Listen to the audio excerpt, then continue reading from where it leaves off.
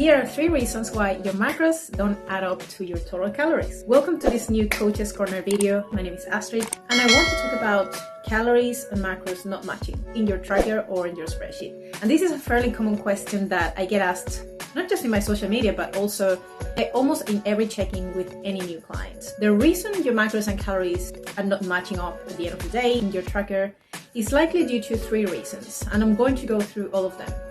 The first one is obviously the rounding allowance in food labels. Manufacturers are allowed to round the calorie number up or down depending on the food item. Calorie labels are given a fairly generous margin for error in terms of their reporting.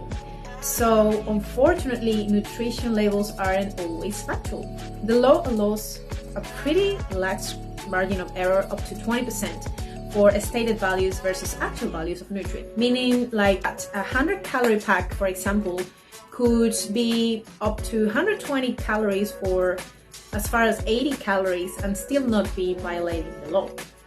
The same margin of error goes for other nutrients too, which probably doesn't help those with a medical condition like diabetics or people with high blood pressure watching sodium intake, or even other things that people want to keep an eye on and probably are not too sure whether they should be trusting that information. The FDA has never established a systematic label auditing process to kind of keep an eye on compliance with the law, and actually is expected to be self-enforced by the actual food manufacturers. You will see that this rounding in food items can add up and cause your total calories to seem off when you start looking at your macros and your calories and they don't add up. Another big reason contributing to discrepancies in labels and calories calculated based on your macronutrient totals can be due to other macros usually not being considered reported in labels.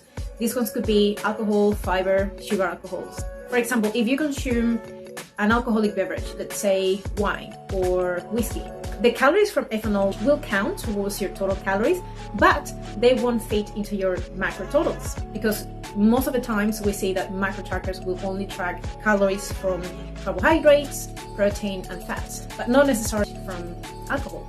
Similarly, nutritional labels tend to count fiber and sugar alcohols towards the carbohydrate total, but they generally yield much less than 4 calories per gram of this particular item, so which is generally about 0.5 to 2.5 calories per gram. The other reason is that macronutrient values of foods could be subject to estimation errors in the general add water factors themselves that are rough approximations as well. This study here is probably going to take you through what add water factors are and give you a little bit more insight into that. But just to be brief, I'm gonna keep it that way.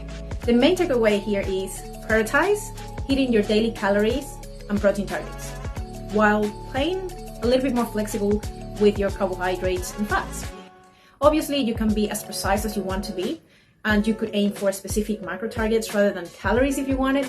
But if you choose that, you want to be very consistent with tracking things like sugar alcohols, fiber intake, and manually log your alcohol either as a carbohydrate or as fat, so you can probably be more accurate with the total calories that are coming from your macros, especially if you're looking to be very, very precise into these numbers. Whether you prefer focusing on your calorie target or your specific macro target, I encourage you to pick a strategy that helps you achieve your goals with the least amount of stress, the maximum range of flexibility, and the way that you can be more consistent with. Bear in mind that there will always be some degree of inaccuracy, estimation, or rounding errors.